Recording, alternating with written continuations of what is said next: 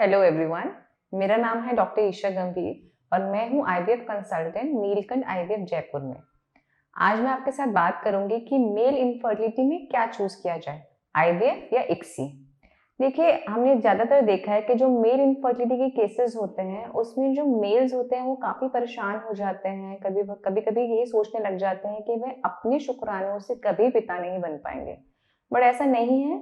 New technology और advancement की वजह से आजकल जिन पेशेंट्स में मेल इनफर्टिलिटी भी होती है वह भी अपने शुक्राणुओं से पिता बन सकते हैं। मेल इनफर्टिलिटी की बात की जाए तो दो जो लेटेस्ट टेक्निक्स हैं वो है आईवीएफ और इक्सी। हम जानेंगे इन दोनों के बीच में डिफरेंसेस क्या क्या है, इसमें से आईवीएफ कब चूज किया जाए और इक्सी कब चूज किया जाए। आइए सबके बारे में जानते हैं। जो लेटेस्ट डब्ल्यूएचओ गाइडलाइंस है उसके हिसाब से ये कहा गया है कि नेचुरल प्रेगनेंसी के लिए कम से कम 15 मिलियन पर ml काउंट जो है वो सीमेन सैंपल में होना चाहिए, स्पर्म काउंट।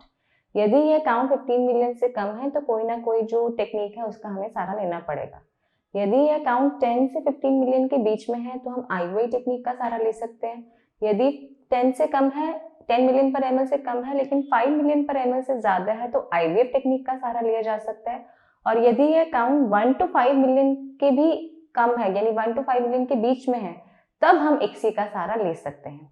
देखिए, आईवीएफ में हम क्या करते हैं, दोनों ही कंडीशंस में आईवीएफ और इक्सी में जो फीमेल पार्टनर है उसको दवाइयां और इंजेक्शन दे के उसके अंडाशय में सामान्य से अधिक अंडे डेवलप किए जाते हैं। फिर उनका ओवम पिकअप करके उन अंडों को बाहर निकाला जाता है लैब में। आईवीएफ में हम क्या करते हैं, जो ये अंडे हम निकालते हैं इसके हम सामने शुक्राणु रख देते हैं और वह शुक्राणु जो है फर्टिलाइज होते हैं अंडों से। नॉर्मल के कंपैरिजन में जो फर्टिलाइजेशन के चांसेस हैं वो आईवीएफ में बढ़ जाते हैं। इक्सी में भी सेम हम इसी प्रकार से पहले तो जो महिला है उसको इंजेक्शन देके उसके अंडाशय में सामान्य से अधिक अंडे डेवलप करा के उनको पिकअप के द्वारा बाहर निकाला जाता है। फिर एक अंडे में एक स्पर्म को लेकर डायरेक्टली उस स्पर्म को इंजेक्ट किया जाता है।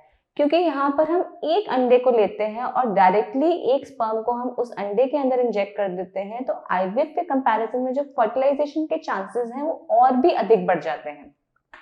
इसलिए जिन पेशेंट्स में, जिन मेल्स में जो काउंट है वो 5 मिलियन पर ml से भी कम है, उस पे हम इक्सी, क्योंकि इसमें फर्टिलाइजेशन के चांसेस और ज्यादा बढ़ जाते हैं, इक्सी का प्रयोग लिया जा सकता है।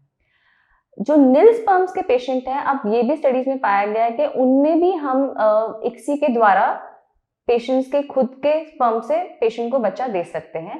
पर इनमें हम यदि स्पर्म बॉडी में टेस्टिस में बन रहे हैं और किसी कारणवश से बाहर नहीं आ पा रहे हैं तो टेस्टिकुलर बायोप्सी करके उन स्पर्म्स को टेस्टिस से बाहर निकाला जा सकता है और इक्सी प्रोसीजर के द्वारा जो है हम ऐसे में उनका फर्टिलाइजेशन संभव करा सकते हैं और ऐसे में पेशेंट को प्रेग्नेंट भी किया जा सकता है।